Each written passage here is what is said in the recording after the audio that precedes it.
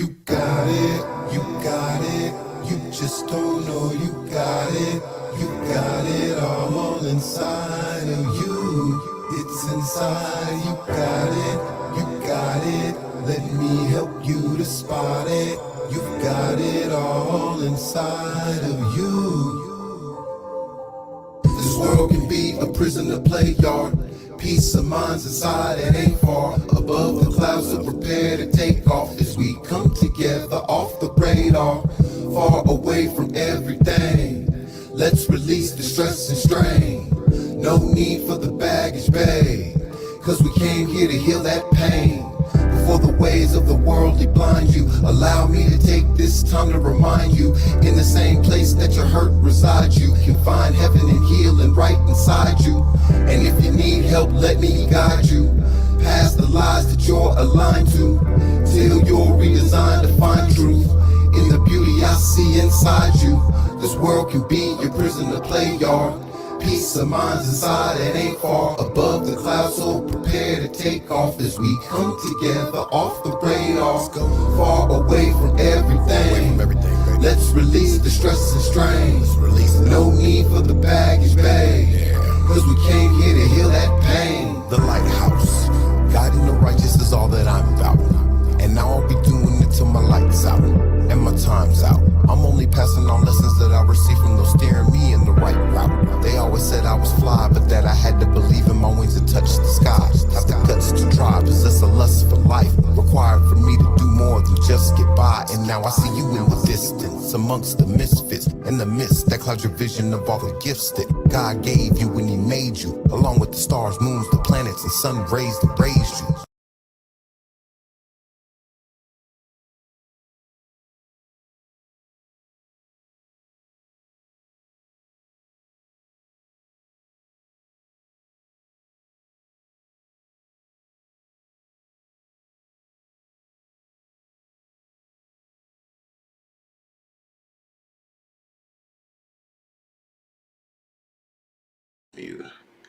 All right, you know what? I'm gonna go ahead and get started. Because once again, my screen sharing is acting crazy, and I ain't got time to be. So we're gonna go ahead and get this started. So first of all, welcome. Let me unshare this screen here. Okay. Stop sharing because you're pissing me off. All right. Give me a sec here. Okay, good. Welcome. I hope everybody's having a great day. This is Hanif with Sobriety and Black, and today on this episode of Sermons on Sobriety, we're going to be talking about reason and passion. So I'm going to start first with the reading. This is actually from a book by Khalil Gibran. It's called The Prophet. And the title of this poem, it's basically a collection of poems, but it's based in a story where essentially, just to give you a little background, this prophet's on this island. He's been helping people and, healing and helping people and whatnot. And he's actually leaving. He's actually from somewhere else, but he's about to leave this island. He's waiting on his ship to come pick him up to take him back home. And everybody in this town on this island, they're sad to see him leave. And so they want some parting words from him about a few things before he leaves. And so the rest of the story is essentially people in the crowd asking him about different concepts. In one of my past broadcasts, I did one on pain. There's one where somebody raises their hand and says, "Hey, Prophet, tell us something on pain." And he goes into this short poem about pain. And in my broadcast, I tied that to sobriety and what we can learn from that. So today I'm going to, and it's one of my favorite books. Today I'm going to talk about another person in the audience asked him about reason and passion, said, speak on reason and passion. And so I'm going to read the poem, his reply to this individual, and then we're going to talk about, one, how it deals with sobriety, how it ties into, if you saw the thumbnail, Gervonta Davis, Tank Davis, congratulations to him. He won his fight over King Ryan Garcia. And I like the fact that, they were real, even though, of course, building up, there was, the fake disrespect and I'm going to hurt you and talking mess. But after the fight, they were both, gentlemen. and congratulating one another. I think even at one point I saw a video where Javante hugs Ryan's mom, and they had a couple of words. So it was real. I really liked the gentlemanly nature, the competitiveness, but also the gentlemanly nature after the fight was over. And it was an exciting fight. So I'm going to start by reading this poem. And there's a lot we can gain from it. All right. So if you like, you can go and Google, just literally go on Google and type in reason and passion. And it'll probably be the first thing. If I'm not mistaken, it's the first link that pops up. If you're on YouTube, I'm going to go ahead and screen share it so you can see it. But for my people on IG, you could just listen along and you're going to hear all of the poignant points. All right. Let me go ahead and screen share this for my YouTube family real quick. YouTube and Facebook family. And shout out to everybody that has shown up today. Hope you guys are having a great day. All right. Hopefully this information will help make it better. All right. So here we go. This is On Reason and Passion. It's an excerpt from the book, The Prophet by Khalil Gibran. It goes like this. And a priestess spoke again and said, asked the prophet, speak to us of reason and passion. And he, the prophet, answered, saying, your soul is oftentimes a battlefield upon which your reason and your judgment wage war against your passion and your appetite. What would that I could be the peacemaker in your soul, that I might turn the discord and the rivalry of your elements into oneness and melody. But how shall I? Unless you yourselves be also the peacemakers, nay, the lovers of all your elements. Your reason and your passion are the rudder and the sails of your seafaring soul. If either your sails or your rudder be broken, you can but toss and drift, or else be held at a standstill in mid-seas. For reason, ruling alone, is a force confining, and passion, unattended, is a flame that burns to its own destruction. Therefore, let your soul exalt your reason to the height of passion, that it may sing, and let it direct your passion with reason, that your passion may live through its own daily resurrection, like the phoenix rise above its own ashes. I would have you consider your judgment and your appetite, even as you would two loved guests in your house. Surely you will not honor one guest above the other, for he who is more mindful of one's losses, of one loses the love and the faith of both. Among the hills, when you sit in the cool shade of the white poplars, sharing the peace and serenity of distant fields and meadows, then let your heart say in silence, God rests in reason. And when the storm comes, and the mighty wind shakes the forest, and thunder and lightning proclaim the majesty of the sky, then let your heart say in awe, God moves in passion. And since you are a breath in God's sphere and a leaf in God's forest, you too should rest in reason and move in passion. Man, I ain't gonna lie, I love that poem, man. I love the poem. The poem really speaks to, there's a lot said in this short poem, a lot that can be gained. When I thought about the fight last night, I actually changed the thumbnail this morning. I had a different thumbnail. Then I saw the fight, thought about a couple of the clips I put up, and it really kind of encapsulates when you are having a balance between your reason and passion. So I'm going to break down a couple of the lines in there because I like to make sure that we're all kind of on the same one accord, right? So that we all kind of understand what's being read. So the first thing he says in here, which really stands out, is he talks about, says, your soul is oftentimes a battlefield upon which your reason and your judgment wage war against your passion and your appetite. And one of the things that I thought about is in addiction, especially in addiction, your reason and your passion are enemies, right? That war is very pronounced in addiction. You know you don't need to drink before. You got to wake up in the morning, right? Your reason tells you, I got to be up in the morning to be to work early, say 6 o'clock, right? It's 1 o'clock in the morning and your reason is telling you, hey, I need to go to bed. But your passion to drink, your passion to use, your passion to party, your passion to do whatever you're doing in the wee night hours, right? There's that war. Right? It's like, you know, the story of the devil on one side and the angel on the other side. That's, in a sense, this is reason. Your reason would be the angel and the devil would be your passion. You know, go with your passions. You want to drink one more drink. How many times let me speak personally. I was going to leave somewhere knowing I had to be up early or do something, and somebody says, man, just have one more drink with me. And my passion for my addiction would override my reason, and boom, there I am drinking, right? And I've lost more than a few jobs because I drank too much and I couldn't get myself to work, right? And it reminds me of, and I'll play probably one of the clips that Adrian Bronner, it's one of the clips I posted of Adrian Bronner talking about why he quit drinking and how he gained a lot of weight, how he was drinking a lot. That was his major vice, and that he'd wake up in the morning and he'd need to go train, but he couldn't because he was hungover. That's a perfect example of his passion overriding his reason.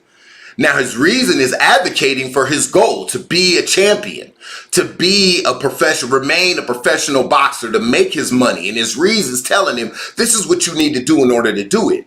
But his passion to drink would override that reason. That addiction would override that reason, right? And so that's where that war, that battlefield, that's where your passion and your reason are actually that battlefield that Khalil Gibran here in this poem and that the prophet talks about in this poem. Your soul is oftentimes a battlefield where your reason's on one side and your passion's on the other, right? And they're going against each other. And in addiction, your reason and passion do not align. They are enemies, right? They are. Now with this poem, right? And we all know who usually wins. It's really the definition of addiction. The definition of addiction is you allow your passions for what you're addicted to override the reasons that stop you from negative consequences, whether they're good or bad. You go to that addiction. Even when the reason says, man, you really shouldn't do that. You know you need to go to bed. You know you need to quit this. You know it's damaging you physically, mentally, spiritually. But you do it anyway. That's where you go, you cross the border into addiction, right? So then he says, so we know that reason and passion are enemies in addiction. Now, then he goes to talk about, in the poem, he talks about, what does he say? He uses the... and he also says, could I be the peacemaker to your soul? The peacemaker. He's saying, okay, you've got these two things that are battling, but as a prophet, he's telling the people, look, you're going to have reasons and passions battling each other, and you're trying to figure out which way to go. But what I have to teach, I'd love to be the peacemaker for you. And this also leads to something that Adrian Bronner said in one of the other clips that I may play later. Is that it's you against you.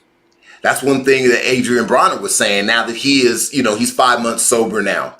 And he had to become his own peacemaker. He had to say, whoa, you got to make peace between your reason and your passions. And you're thinking, well, wait, why don't you just get rid of the passions? Let your reason supersede your passion, and then boom, the war is won. He doesn't say that. The prophet doesn't say that. He says, you need to become the peacemaker. He said, I wish I could be your peacemaker, but I can't. There's only one person that can be a peacemaker between your reasons and your passions, and that's you. You have to become the peacemaker, and that's what he says in the poem. You have to. He says, what that I could be the peacemaker in your soul, that I might turn the discord and the rivalry of your elements, those elements being your reason, your passion, into oneness. If you notice, he doesn't say get rid of one or the other. He says cure that rivalry so that they are one, right? And then he says, but how shall I, unless you yourselves be also the peacemakers? In other words, you've got to do it. Adrian Bronner said that when it comes to sobriety, it's you versus you. It's not you versus anything. It's you versus you. The old you, the addicted you versus the new you that you know you need to be. But in order to do that, you don't get rid of your passion. You don't get rid of your reason. You have to bring them into oneness, balance, right? Balance. So what does he say? This is where the prophet gives an analogy that helps the people understand what he means when he says being the peacemaker and bringing it into oneness. He uses the analogy of a boat, and he says your reason and your passions are the rudder and the sails of your seafaring soul. So I want to make sure I define for those who may not know, you kind of may understand how a boat operates, but I want to make sure that we're clear. Okay, so the rudder is essentially, just think of it as the steering. You know, on the boat, when you turn the thing, when you turn the steering wheel, I know there's a word for it, all right? I'm not going to look it up, but you turn the little reel. What that's actually moving is the rudder, which is on the bottom of the boat. And it's kind of like, if you think of an airplane wing, it moves left, right, in order to change the direction of the boat. Now the sails, remember, he says, your reason and your passion are the rudder, which is the steering. Just think of it like steering wheel, right? And the sails, which in this case, if you were looking at a car, it'd be the gas and the push of your seafaring soul. The wind, right? The wind and the sails, that's your passion. Wind is just a natural thing. You can't control which way the wind blows, right? Any way the wind blows. It may blow against you, may blow left, east to west, west to east, but you use this wind, the sails captures that wind in order to propel you. I didn't say propel you forward. That is dictated by how your rudders work, right? It could propel you backwards based off of what the rudder's doing. If you put your foot on the gas and you have it in reverse, you're going backwards. Just because your foot's on the gas doesn't mean you're going forward, right? The gas in the car sense being your passion, right? The steering wheel dictates where you go. If you're going to run into a wall, your reason says, we don't want to hit that wall. Whoop. The boat, if the wind's blowing this way, your sails pop up, you say, okay, I need to turn the rudder this way in order to go left, in order to go right. So the passion pushes you forward and the rudder directs your direction. And if used correctly, puts you in the proper direction. If you have no passion, you can turn all you want. If the car is off and you're not revving the engine, you can turn all you want, right? The rudder or the steering wheel. You're not going anywhere. You just like this in one place. So that passion is what pushes you forward. Or it pushes you, I should say. Let me make sure. The passion is what propels you. Your reason is what needs to direct you. And when you allow each of them to do their job, boom, oneness. That's when you get oneness. Okay? So when we look here, your rudder is the reason, and your sails take the wind, and that's your passion. Right? So in this case, when you operate this way, in sobriety, your reason and your passion become friends. They become co-workers. They work together to push you forward to whatever purpose you want. For Adrian Bronner and for Javante Davis stopped drinking, got tight, and he achieved, and it got him in the direction towards his final destination, which was to win this first headlining fight in Vegas at the MGM Grand. And they asked him, is this everything you want? He said, yes. Why? Because he was intent. He had an intent. He moved with intention. He wasn't sober because he got locked up and couldn't find alcohol. He made a decision. It was him versus him, as Adrian Bronner says, you versus you. He said, you know what? I'm going to take control of the rudder of my boat. I'm not going to allow alcohol to be the wind that pushes my passion left and right. Adrian Bronner has decided to make the same decision, and it's worked for both of them, right? It's working for Adrian as he works his comeback, and it's worked for Gervonta Tank Davis. As we see, he won yesterday. So this is a perfect example of what happens when you take that passion, because you need the passion, right? But their passion for their addiction, they turned it into a passion for their sobriety in order to push them towards their purpose. It gave them their why. That's why in my book, Sobriety in Black, I talk about defining your why. Why do you want to get sober? Yes, it does help for you to, have your reason to be put to push forward. Give me 1 sec. I haven't looked at the comments. Let me see. Okay. Oh yeah, got you. Good to see you, Bert. All right. So yeah, having that passion to push you forward and controlling it. You get the passion. It comes in one way, and then you use the rudder to take that passion and direct you in the right direction. And that's how you get that oneness that the prophet talks about in Khalil Gibran's poem, right? Because one without the other is not going to work. A rudder with no projection is just going to stay in place doing a lot of moving. It's like the difference between activity and productivity.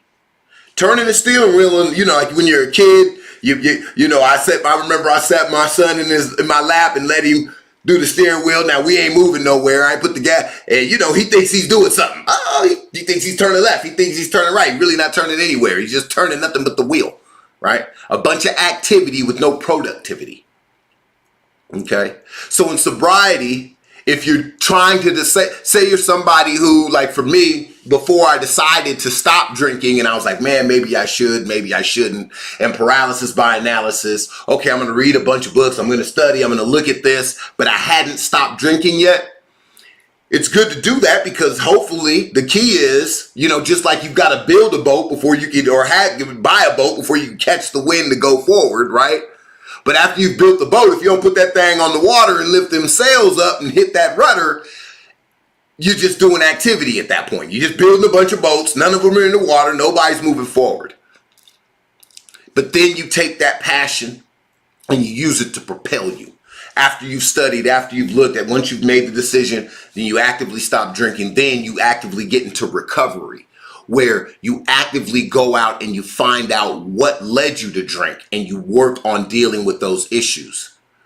That's where your AAs, that's where smart recovery, that's where it could be the church, it could be therapy. All of these things can come into play to help you. Or it could be connecting with other people who have traveled this journey, right?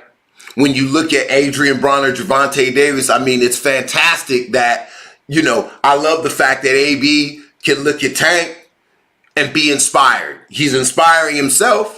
And I love the fact that he's gone public as far as making the videos and telling everybody and giving advice. I love it because he doesn't know how many people he's reaching, which is why I share these videos. And when you go on my page, share them. I don't care. Download them, share them. Let people know. Because when we see each other, when we see people that look like us accomplishing things that may seem impossible at the time, we're inspired. And that adds wind, right? Like the song, "You're the wind beneath my wings." It adds wind to our sails. And we can take that energy to project us, to propel us forward.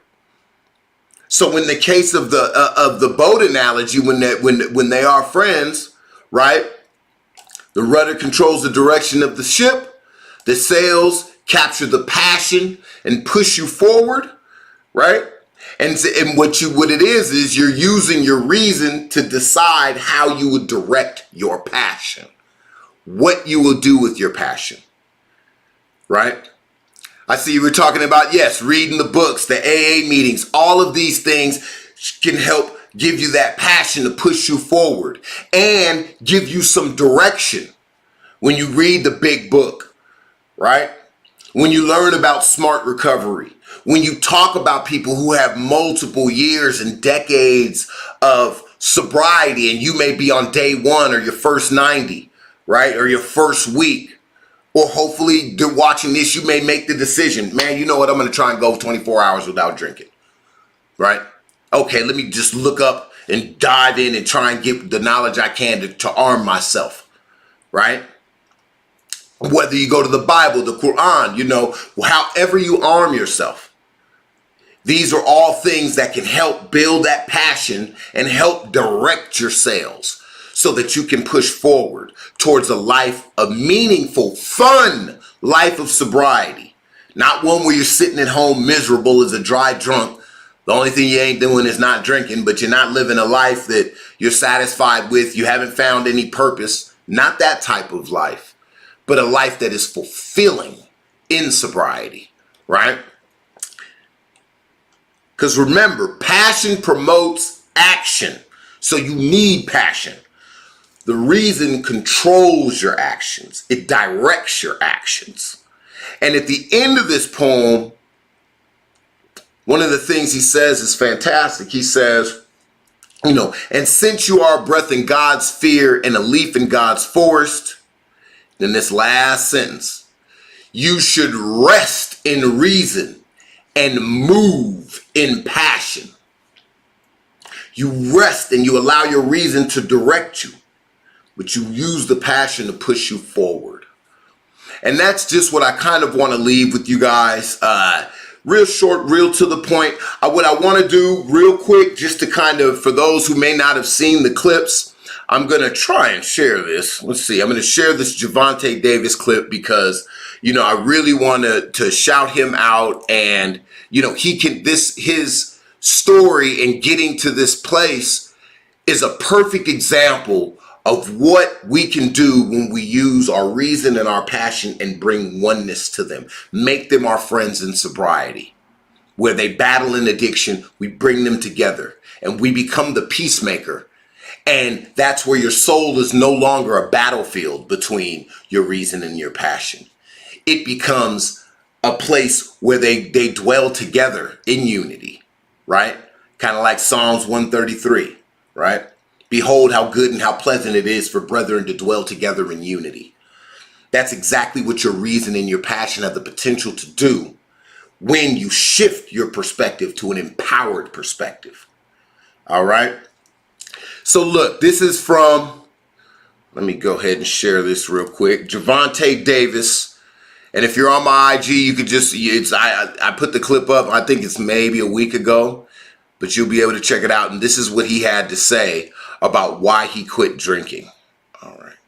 I used to drink, but I don't drink. Drinking, it make me something I'm not. You know, some days it might make me like loud and crazy, and some days it make me angry. No, I just don't want to be like somebody that I can't control myself, so I just stop. And then it make me blow up. It make me like gain a lot of weight. And I'm a person that always want to be on point, like when I'm outside, so I can't drink and do all that.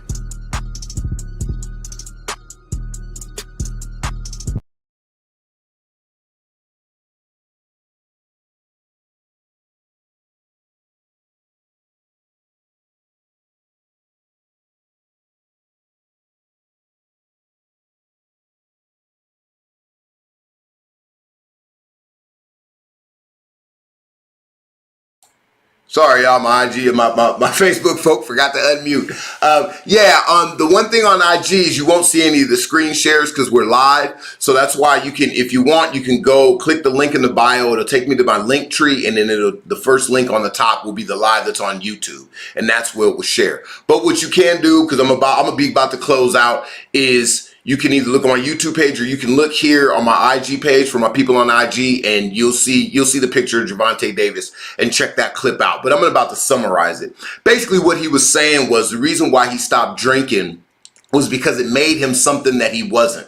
You know, and everybody knows when you engage in addictions, especially if it's drugs or alcohol, it turns you into somebody different. For me, you know, it made me loud, obnoxious, you know, wasn't in control of myself, lacking judgment. And that's what he kind of said. You know, when I drank, I was wild. And actually, if you look up, I saw a couple of videos of Gervonta Davis when he was drunk. And funny enough, I saw a couple with Gervonta Davis and Adrian Bronner together, drunk as hell. And it was like, wow, I know they look at those videos like, man, I wish somebody could take them down. Because they, needless to say, it was, you know, they definitely had a passion to quit drinking after seeing these videos and going, okay, wow, we've been in public like this. But, you know, he was saying it made him somebody he wasn't. It made him it degraded him into a lower level being, a worse version of himself. He said that, you know, characteristically and his personality would change. He'd get wild, you know, stumbling. And then he also said physically it changed him. He gained weight. And Adrian Bronner said the same thing about the weight gain. You know, and these are athletes, professional athletes. They're getting paid tens of millions of dollars to perform. So they can't afford it. It ain't like us. We get fat and can still go to work, you know, or we gain a couple of extra pounds, you know, and you got a desk job, so what, right? These guys, their bread and butter is their physical ability, you know, from physical protection all the way down to making their money to feed their families. And so, you know, he realized he had to lose his weight, right? And so he had a lot of what it is he allowed his reason to come in and say, look, man, your passion's going to take you away from your purpose. Because his purpose was to be a championship level boxer, be the champion, right? To fight on a major level. That's what he ultimately wants to do. But his passion for drinking was superseding that. And he realized that. He allowed his reason to direct him back to sobriety. Because remember, you're not born a drunk. You become a drunk. You become an addict. And because he was able to get back on track to his purpose. He directed his sales and he got to where he wanted last night. And AB's doing the same thing. I'm about to play the AB clip because he leaves a nice, very relevant message to all of us that I've referred to throughout this broadcast. I'm going to play this last one before we part. Give me 1 sec here. Let me go ahead and screen share. All right, trying to get a little bit better at all this technological stuff. All right. And this one is actually coming directly from my my IG page. So if you go down, you'll see a picture of Adrian Bronner about halfway down. All right, here we go. You know, I had to look in the mirror myself, and I had to tell myself, like, damn, like, only one can change this shit, you. So I had to bet on myself, man. So that's what I did. And it was some days I relapse. I be straight. I stop drinking. Then on the weekend it'll be like, have a drink. Then come back on Monday, it'll be like, I can't even get up to run because I'm hungover. And then it's like, damn. It was one weekend. It was like, man, I'm drunk too. I'm really looking in the mirror at myself, drunk. And I said, man, I said it out loud and everything, and I ain't drinking yet. And I've been going strong for like the last 3 months. Like, I really went cold turkey. And if anybody that really know me, it's one of my biggest vices. I love to drink. And it was just one day I was like, man, I'm done. And it was tough. It was so many times I wanted to just say, you know what, I'm about to go. Nah, I stuck through it, and now we back. I'm fit. I'm fitting smalls again. I can fit my wardrobe. I can fit in my clothes. Yeah. You know what I mean? So we put in a lot of work to get here, man. You know.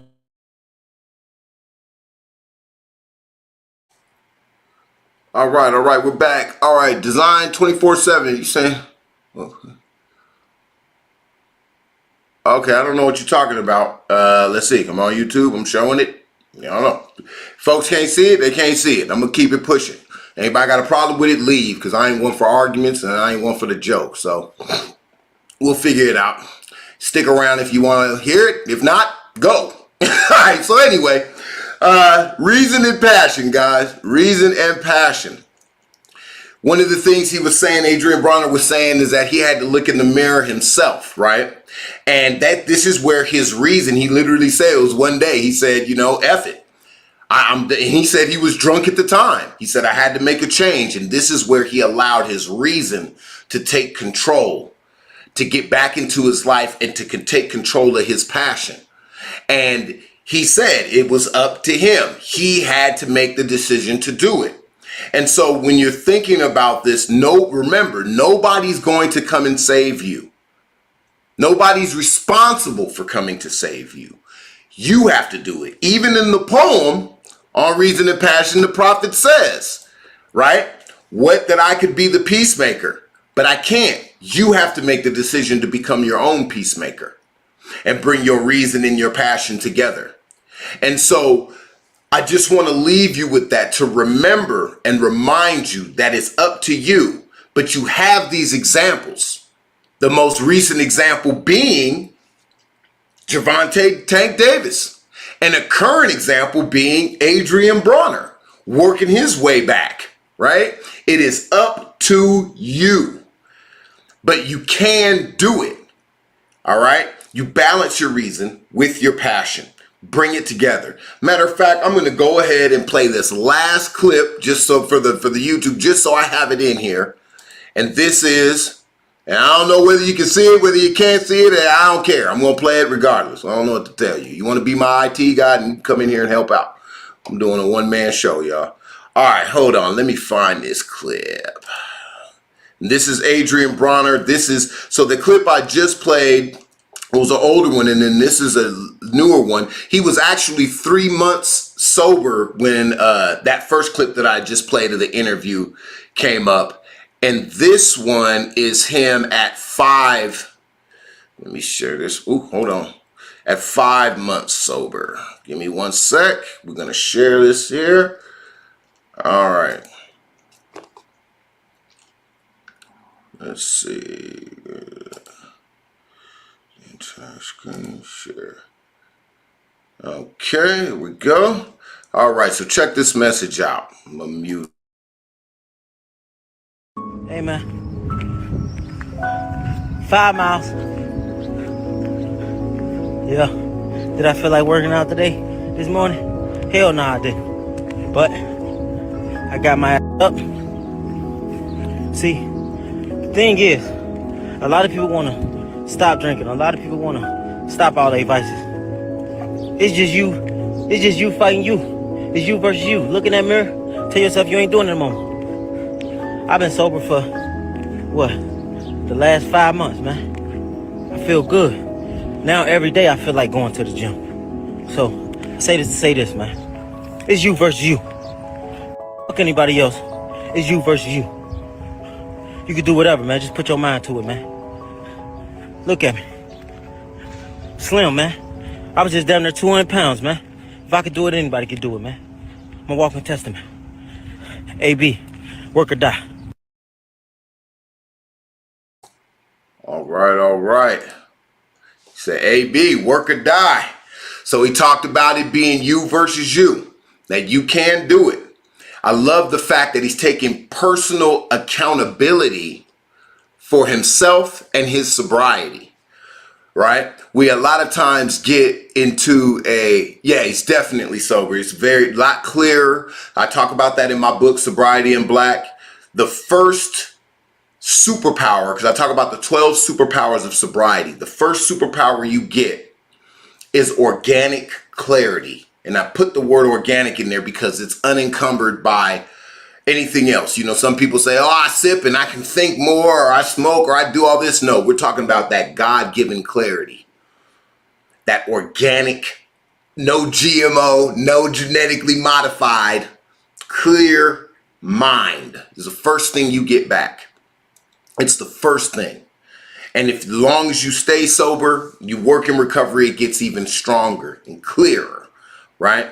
And so AB talks about, you know, with that clarity, he talks about how it's you versus you. He had just ran 5 miles. Maybe it was to celebrate the fact this is 2 months after that first video I showed you. So now he's 5 months sober. And think about this. Imagine how he felt looking at Gervonta Davis, who he used to drink with. They were drinking buddies. They were drunken buddies.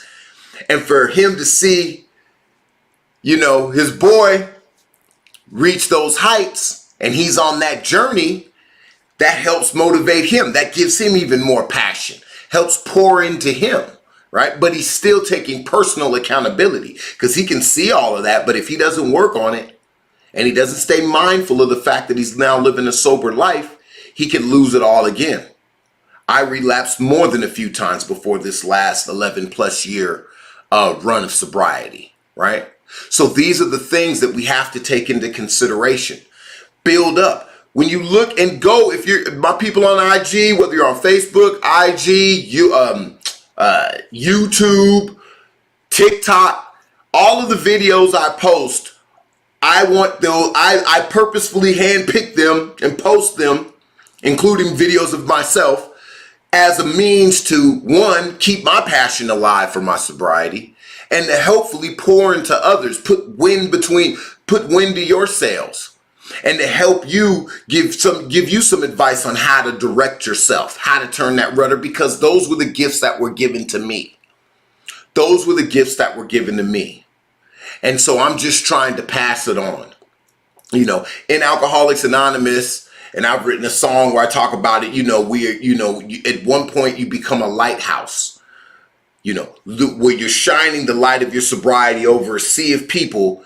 And that those who may be suffering in addiction quietly are looking to see, oh, there's a sober person over there that, looks like me or has had a life like me or has gone on similar struggles. Oh, there's some hope. I have a direction, a place to kind of direct myself and get some knowledge and some insight. So these are the things that you want to think about. All right. So in closing, remember, you want your passion to push you forward and allow your reason to direct you in sobriety. All right. You want to allow your reason, because as it says, God rests in reason and moves in passion. So allow your passion for a better life. Allow your passion for a better you. Write down your ideal self, your sober self. If you were living a life in sobriety that was the best life ever, what would it look like? Write it down, speak it, and then start using your passion to work towards it.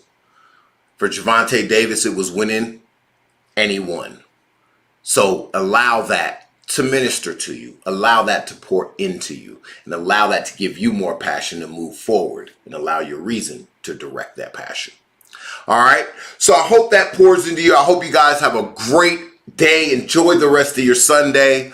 All right. Definitely, just so you know, I am the writer of Sobriety in Black, Confessions of a Retired Alcoholic. The book is available on Amazon. You can just type in Sobriety in Black and you'll see it. Or you can type in my first and last name, which is right up here. Oh, there you go. You'll see it on the screen there, Hanif Satterfield, and you would see it there. Or you can go to sobrietyinblack.com and pick the book up as well. The book is part memoir, part manual. So the first half is stories about my life, my DUIs, trouble I got into while, drinking and addiction. And then the second half is my conceptualized version of the process I went through in order to attain sobriety and work myself towards recovery, which has gotten me to where I am now at 11 plus years sober. I'll be celebrating my 12th year of sobriety on July 24th of this year. Because my sobriety date was July 24th of 2011. So I'm looking forward to that. As you can see, this is my 11-year coin. I wear it around my neck. One of the best pieces of jewelry I got, and aside from my 3 beautiful children, oh, you can see 2 of them. Hold on. Where's the 3rd one there? Okay. Yeah, you can see it. Sobriety is my 4th child. So I raise it. I use my passion to make it stronger, and the reason to make it last longer. All right. And I hope and I pray the same for you. So I hope you guys have a great day. Enjoy the rest of your day, another sober day. And until next time, Peace. You guys have a good one. All righty. Where's my exit?